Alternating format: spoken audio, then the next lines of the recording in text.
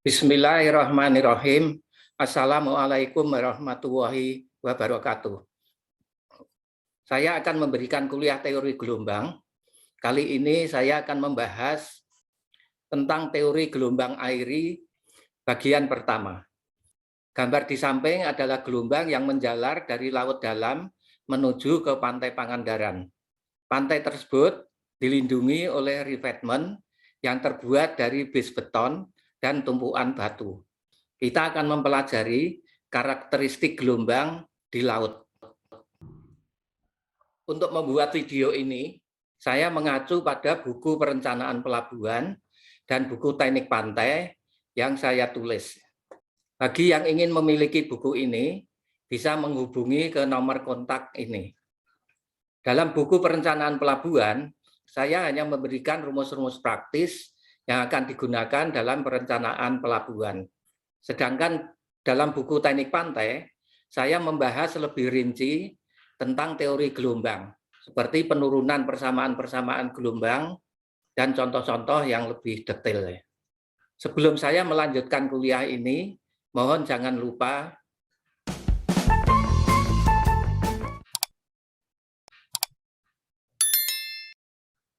sebelum membahas tentang teori gelombang airi, saya akan memutarkan video gelombang di Pantai Pangandaran.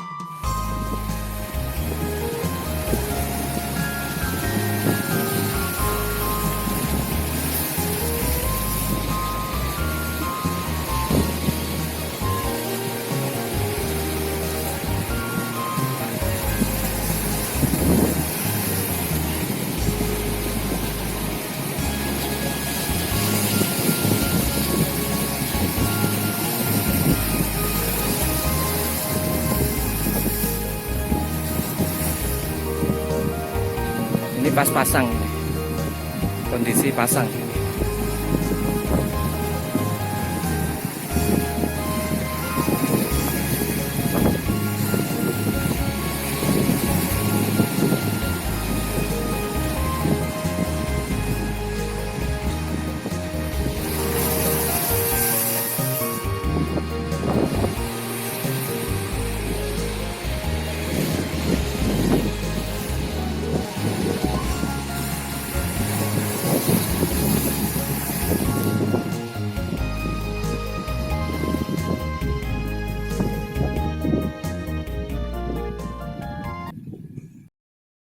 Itulah tadi video gelombang di Pantai Pangandaran, Jawa Barat.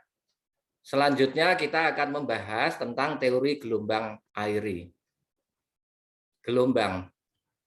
Gelombang di laut dapat dibedakan menjadi beberapa macam yang tergantung pada gaya pembangkitnya. Di antaranya adalah gelombang angin, kemudian gelombang pasang surut, gelombang tsunami, dan gelombang yang dibangkitkan oleh kapal. Gelombang angin dibangkitkan oleh tiupan angin di permukaan laut, yang untuk selanjutnya kita akan menyebut sebagai gelombang. Gelombang pasang surut dibangkitkan oleh gaya tarik benda-benda langit, terutama matahari dan bulan terhadap bumi. Gelombang tsunami terjadi karena adanya letusan gunung berapi atau gempa di laut. Gelombang tsunami bisa menimbulkan bencana, namun gelombang ini jarang terjadi. Oleh karena itu, bangunan tidak direncanakan berdasarkan tsunami. Meskipun tinggi tsunami bisa mencapai belasan bahkan puluhan meter, namun kejadiannya sangat jarang. Periode ulang terjadinya bisa lebih dari 100 tahun. Sebagai contoh, tsunami yang disebabkan oleh letusan Gunung Krakatau pada tahun 1883 yang menewaskan 36.000 orang. Dan penjalaran gelombangnya sampai di pantai timur Afrika. Setelah sekitar 135 tahun, baru pada tahun 2018 terjadi lagi tsunami dengan skala yang lebih kecil. Oleh karena itu, bangunan pantai atau pelabuhan tidak direncanakan berdasarkan tsunami. Apabila perencanaan bangunan pantai atau pelabuhan memperhitungkan tsunami, akan memberikan dimensi bangunan yang sangat besar, sehingga pekerjaan menjadi sangat mahal. Padahal tsunami belum tentu terjadi dalam beberapa puluh atau bahkan ratus tahun yang akan datang. Di antara beberapa tipe gelombang tersebut, yang paling penting dalam perencanaan bangunan pantai dan pelabuhan adalah gelombang angin, yang selanjutnya kita sebut sebagai gelombang, dan pasang surut. Gelombang digunakan untuk perencanaan bangunan pantai dan pelabuhan, perencanaan tata letak pelabuhan, dan alur pelayaran. Sedangkan pasang surut digunakan untuk menentukan elevasi puncak bangunan pantai dan pelabuhan, seperti elevasi puncak pemecah gelombang, dermaga, kedalaman pelabuhan, dan sebagainya.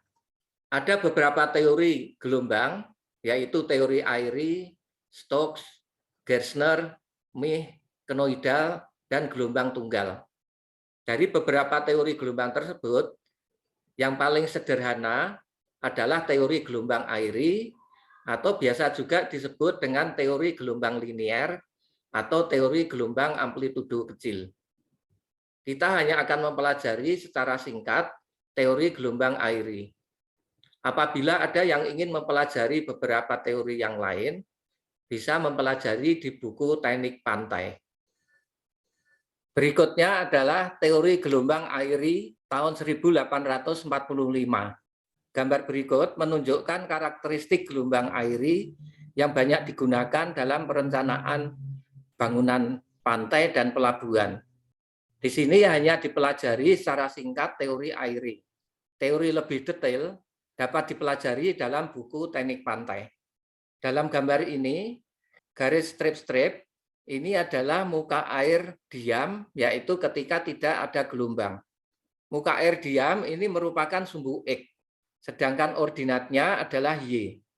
Ini adalah dasar laut dengan kedalaman D, sehingga ordinat dari dasar laut ini adalah Y sama dengan min D. Sedangkan ini adalah gelombang.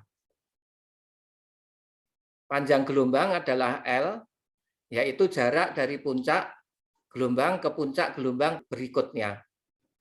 Kemudian tinggi gelombang adalah H, sedangkan eta ini adalah fluktuasi muka air terhadap sumbu X.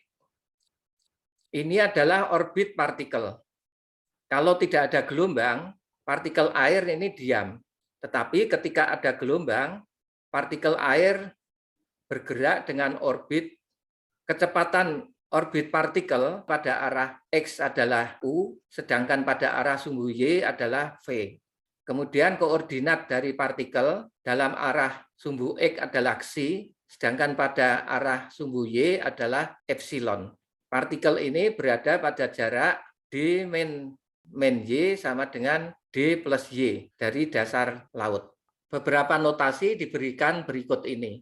D adalah jarak antara muka air rata dan dasar laut, jadi kedalaman laut. Eta adalah fluktuasi muka air terhadap muka air diam. Ini adalah eta. Di sini juga eta. Kemudian A adalah amplitudo gelombang, yaitu jarak dari muka air diam sampai ke titik terendah dari lembah gelombang atau dari muka air diam ke puncak gelombang. Kemudian H adalah tinggi gelombang, yaitu sama dengan 2A. L adalah panjang gelombang, yaitu jarak dari puncak gelombang ke puncak gelombang berikutnya.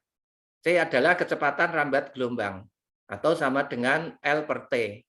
K adalah angka gelombang, sama dengan 2pi per L. Sedangkan sigma adalah frekuensi gelombang, sama dengan 2pi per T.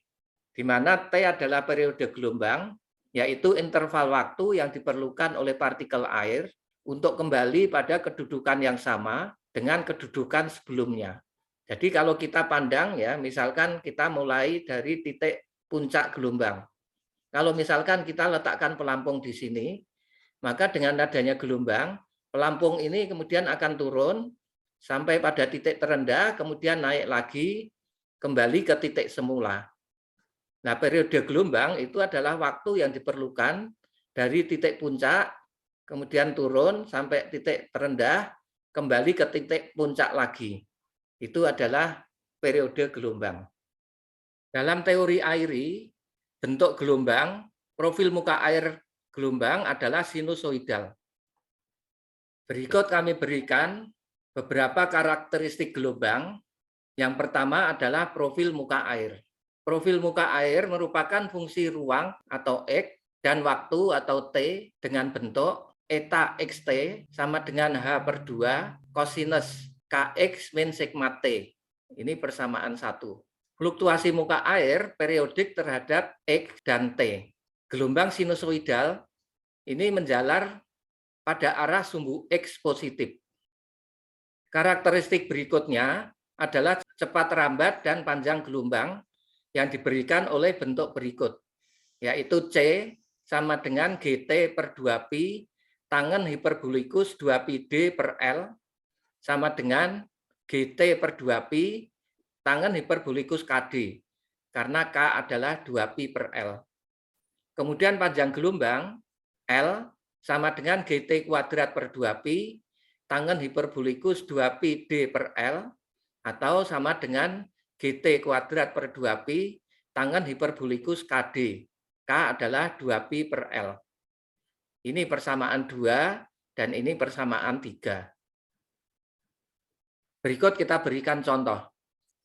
Gelombang di laut dalam dengan periode 10 detik, panjang gelombang 156 meter, dan tinggi gelombang H sama dengan 2 meter.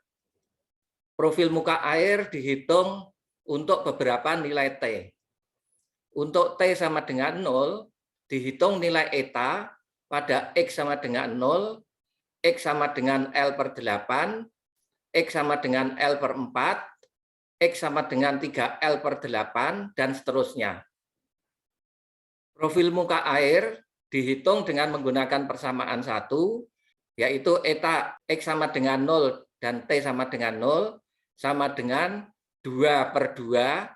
2 ini adalah tinggi gelombang, per 2, cos 2pi per L kali X sama dengan 0, min 2pi per T kali waktu T sama dengan 0, sama dengan cos 0 sama dengan 1 meter. Hitungan dilanjutkan untuk T sama dengan 0 dan X sama dengan L per 8, X sama dengan L4, dan seterusnya. Hasilnya diberikan dalam tabel berikut. Jadi pada waktu T sama dengan 0, di titik X sama dengan 0, nilai eta adalah 1, X sama dengan L per 8, etanya 0,707, X sama dengan 2L per 8, etanya 0, X sama dengan 3L per 8, etanya min 0,707, X sama dengan 4L per 8, etanya min 1, dan seterusnya. Kalau kita gambarkan, kita dapatkan bentuk profil muka air pada waktu T sama dengan 0 di sepanjang gelombang. Jadi absisnya di sini adalah X0, X sama dengan L per 8, L per 4, 3L per 8, L per 2, dan seterusnya sampai panjang gelombang L. Profil muka air berbentuk sinusoidal. Pada titik X0, nilai Y-nya adalah 1. X sama dengan L per 8, etanya adalah 0,707, dan seterusnya. Kalau misalkan pada titik X sama dengan 0 ini kita tempatkan atau kita letakkan pelampung, yaitu titik merah ini, maka kita akan bisa melihat pada waktu-waktu berikutnya seperti berikut ini. Nah, kalau ini tadi adalah pada waktu ke-0, grafik yang merah ini adalah pada waktu T per 8. Kelihatan di sini puncak gelombang yang semula di sini, dia menjalar menjadi titik yang hijau ini dengan kecepatan rambat gelombang C. Sedangkan pelampung yang tadi kita letakkan di titik X sama dengan 0, yang semula berada pada eta sama dengan 1, dia turun pada titik eta 0,707. Perlu kami jelaskan di sini bahwa pelampung ini tidak bergerak ke arah sumbu X, tapi dia hanya turun ke sini. Berbeda dengan aliran di sungai, kalau kita letakkan pelampung di permukaan air di sungai, pelampung tersebut akan bergerak ke arah sumbu X. Kemudian kita lihat pada waktu T per 4. Grafiknya adalah seperti ini.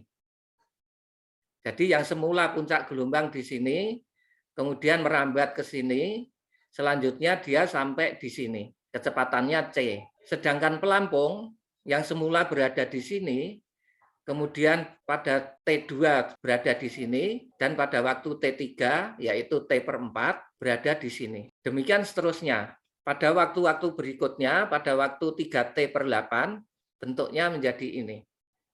Jadi puncak gelombangnya merambat ke sini. Tetapi pelampungnya itu dia turun menjadi titik ini. Demikian seterusnya. Ya. Kita lihat di sini puncak gelombangnya merambat ke arah sumbu X dengan kecepatan C. Sedang pelampungnya tadi turun sampai ke titik terendah, kemudian naik lagi sampai ke puncak gelombang berikutnya. Kalau kita ulangi, kita lihat pelampung di sini, dia akan bergerak naik turun. Sampai ke lembah, dia naik lagi ke puncak berikutnya. Sedang puncak gelombangnya merambat dari sini ke arah sumbu X dengan kecepatan C. Itu tadi adalah penjelasan tentang profil muka air eta yang merupakan fungsi dari X dan T. Kembali ke persamaan cepat rambat gelombang dan panjang gelombang. Cepat rambat gelombang diberikan oleh persamaan 2 dan panjang gelombang diberikan oleh persamaan 3. Penjelasan tentang persamaan 2 dan 3 ini akan diberikan dalam video berikutnya, yaitu teori gelombang airi bagian kedua. Saya kira ini yang bisa saya sampaikan. Semoga bermanfaat. Mohon jangan lupa